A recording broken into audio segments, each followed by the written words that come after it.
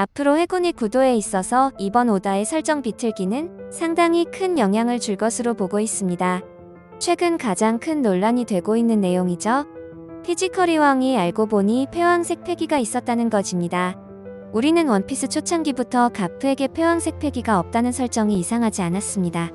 왜냐하면 가프는 철권이라는 이명을 가지고 있었고 악마의 열매의 능력자들을 순수하게 피지컬로 때려잡는 설정을 가지고 활약해왔기 때문이죠. 그리고 시간이 흐르면서 무장색 패기까지 더해져 이것만으로도 충분히 가프의 전투력은 다른 악마의 열매 능력자들과 정면으로부터도 충분했습니다. 하지만 오다는 2부로 넘어오면서 원피스의 전투 메타를 악마의 열매 싸움에서 패기의 싸움으로 바꾸어 버렸고 그중 폐왕색 패기의 싸움이 가장 중요해져 버렸습니다.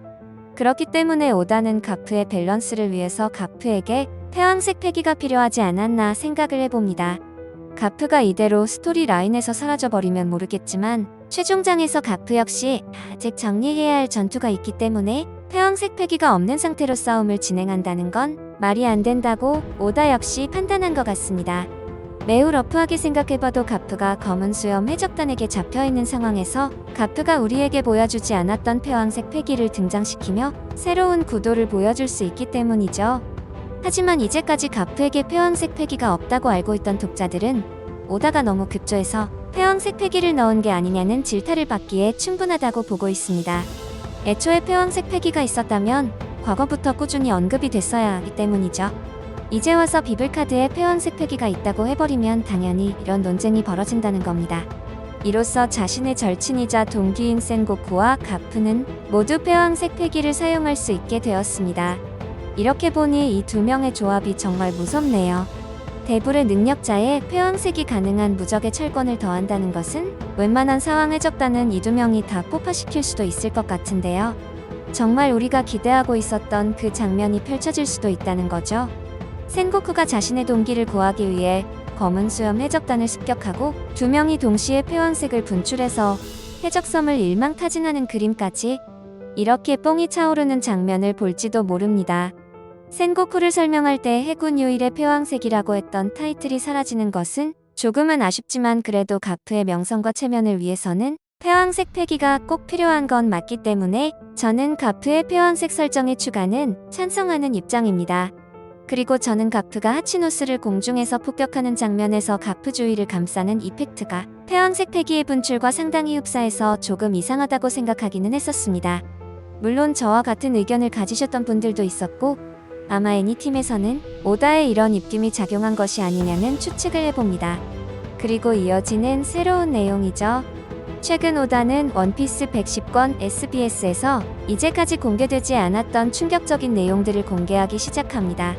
이제까지 수도 없이 논란이 되었던 내용이죠. 검은 수염과 록스 디지백의 관계에 대해서 오다는 의미심장한 한마디를 합니다. 우리는 검은 수염이 지백을 추종하는 것을 넘어 환생한 것이 아니냐는 추론을 항상 해왔는데요. 이번 SBS에서 검은 수염 해적단의 해적선의 이름이 지백인데 이것이 록스 디지백과 어떤 관계가 있냐고 단도직입적으로 질문이 들어옵니다. 오다는 이것은 우연이 아닐 수도 있다고 하는데요. 오다 역시 지백과 검은 수염의 떡밥이 계속되길 원하고 있으며 저 역시 지백과 검은 수염의 떡밥의 영상을 많이 만들었죠. 상당히 기대되는 부분 중 하나입니다. 그 다음 충격적인 내용은 드래곤과 루피의 관계에 대해서도 오다가 새로운 내용을 언급했습니다. 드래곤과 루피는 부자 사이죠. 하지만 이 두 명이 함께 살았던 적이 단 한 번도 없었다는 겁니다. 드래곤은 혁명군의 리더였기 때문에 루피와 자신의 사이가 밝혀지게 된다면 루피의 생명이 굉장히 위험에 빠질 것을 예상했다는 것입니다. 이것이 아버지의 마음일까요? 하지만 과거부터 루피를 보면 드래곤의 아들이었다는 것을 대부분 알던데요. 그리고 그 다음 내용은 사보와 이글이글 열매에 대한 내용인데요. 사보는 이글이글 열매를 얻었을 때부터 지금까지 에이스처럼 사용하기 위해서 매일매일 이글이글 열매를 사용하는 연습을 하고 있다고 합니다. 그렇다는 것은 사보가 더 강해질 확률이 있다는 것이죠. 기대하고 있겠습니다. 그리고 샹크스의 카무사리에 대한 내용이 언급됩니다. 샹크스가 사용하는 카무사리는 로저에게 전수받은 기술이 아니라는 것입니다. 샹크스가 로저를 보면서 혼자 연습해서 자기 것으로 만들었다는 건데요. 현실은 로저의 적단의 모든 선원들은 로저의 카무사리를 사용하기 위해서 연습을 했다고 했지만 누구도 따라할 수 없었고 샹크스만 따라할 수 있었다고 하네요. 그리고 오다가 생각하는 해군의 현상금이 공개되었습니다. 오다는 해군 원수는 50억 베리, 그리고 대장은 30억 베리라고 현상금을 책정하였습니다. 50억 베리면 웬만한 사왕보다도 높은 현상금으로 오다는 해군 원수의 수준을 굉장히 높게 평가하고 있습니다. 하지만 중장부터는 5억 베리로 급격하게 하락하네요.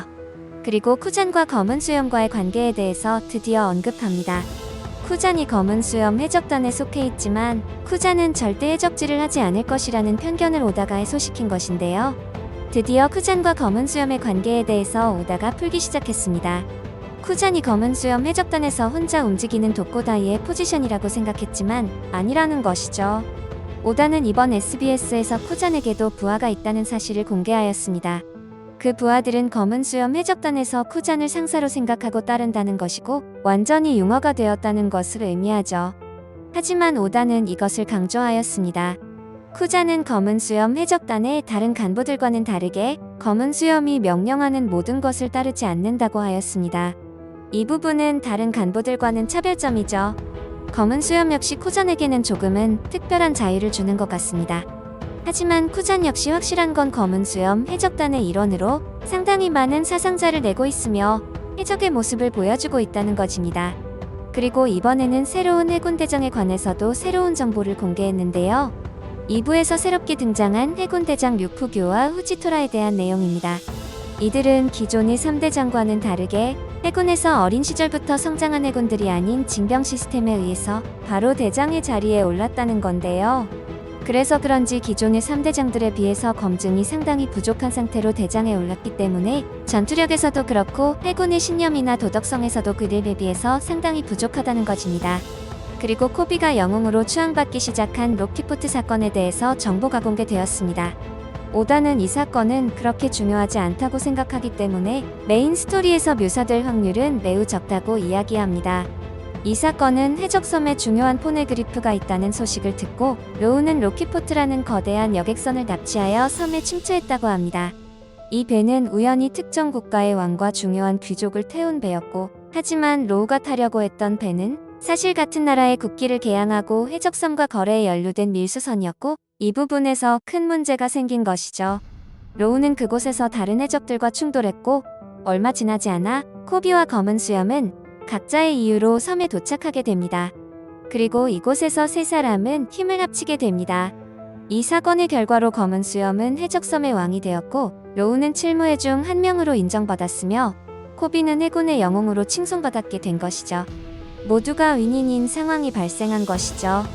그리고 샹크스의 가문이죠. 피가랜드 가문의 갈링성의 강함에 대해 질문이 들어왔습니다. 도대체 얼마나 강한 것인지 이제 새롭게 오로성으로 임명이 되었죠.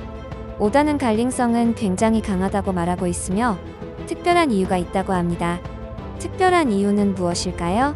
샹크스의 혈통인자의 우월함을 말하고 싶은 것일까요? 드디어 이번 주면 2주간의 휴재가 끝이 나고 새로운 이야기가 시작되는데요. 루피가 과연 로키를 풀어줄 것인지 너무 기대됩니다. 재미있게 보셨거나 재미없게 보셨다면 구독, 좋아요, 알림 설정까지 해주시면 감사하겠습니다.